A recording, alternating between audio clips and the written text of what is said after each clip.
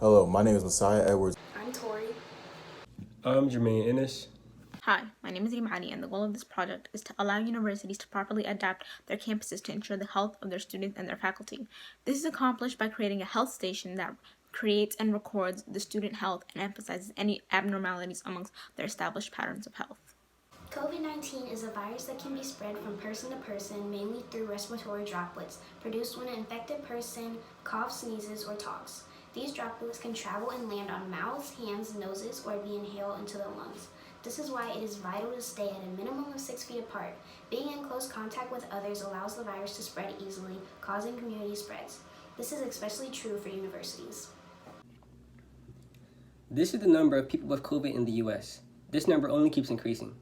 To prevent coronavirus from infecting even more than the almost 10 million current cases, we have to take preventative measures. One of the major ways to reduce the spread is through implementing health stations to promote cleanliness and creating accessible health checkpoints to the public.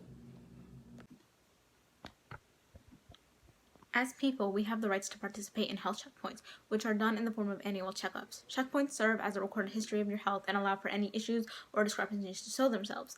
This is a vital part of our lives in our health and wellness. Unfortunately, all of this benefits the individual. It doesn't benefit the population in the sense that it doesn't directly prevent sickness. To combat this, we should start implementing health stations. Health stations allow for an individual to check basic health readings, such as temperature or blood pressure, as well as sanitize or decontaminate themselves. These innovations are essential to combating the spread of sickness and should be more widespread. Implementing a checkpoint or station would allow A&T to predict waves of sickness and plan accordingly. Checkpoint choices, our first idea was the hand wash machine. The hand wash station would act as a command to wash hands upon entering the building.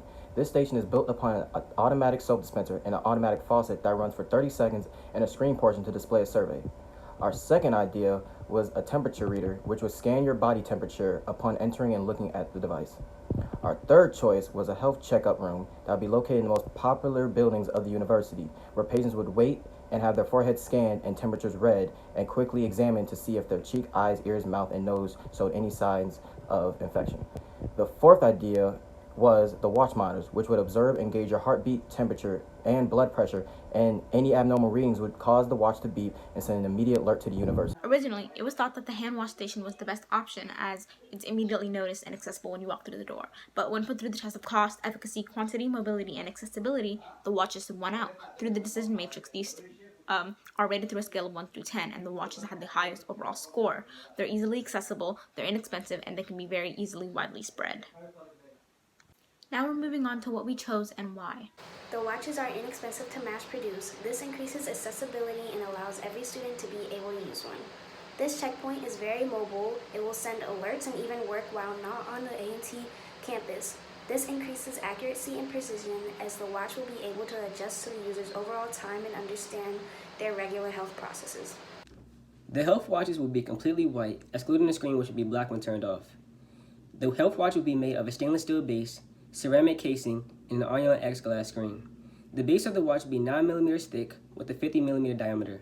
The wide screen allows for a 2mm all-around bezel and a 46mm glass screen. The wristband will be made of a white rubber band that is 15mm wide, 2mm thick, and the length ranging from 145mm to 165mm. Was the assembly. The device casing and assembly will be done through a commercial method.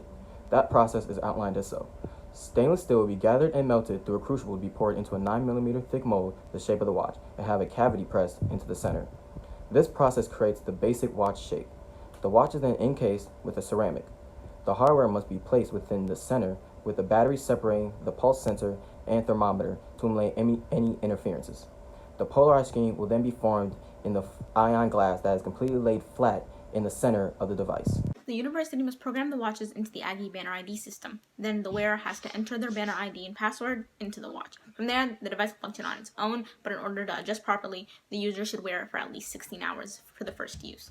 After the adjustment, an abnormal reading, which is 7% over a regular reading, will be will prompt an alert, and that will be sent out to the student health center under the student's name as a possible risk. Although these watches require a consent form so that the students know what they're signing off on, this is a revolutionary method of disease prevention, as universities will be able to predict the waves of disease and plan for that before it goes out of control.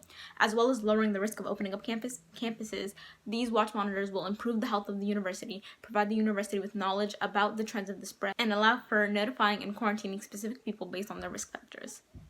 That's the end of our presentation. Thank you for listening, and here are our sources.